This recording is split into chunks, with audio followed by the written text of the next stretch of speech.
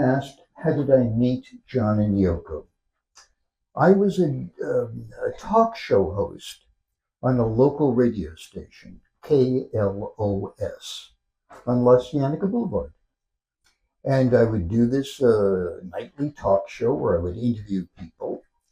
And on one occasion, I interviewed Yoko, and we had a great conversation. Much to my surprise, and at this point in my broadcasting career, I had interviewed over 1,000 people.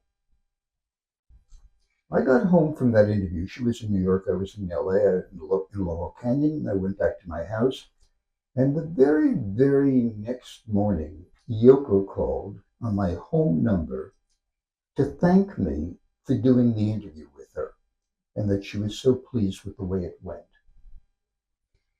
Nobody of those 1,500 people I had ever interviewed took the time to thank me for an interview.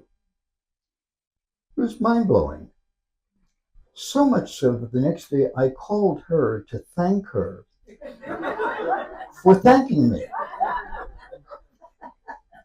And we talked for 4 hours.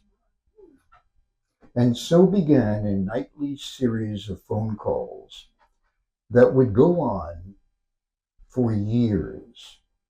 It was a couple of months later, on the occasion of John Lennon's 31st birthday, the eve of his 31st birthday, that I spoke to John on the phone and did an interview.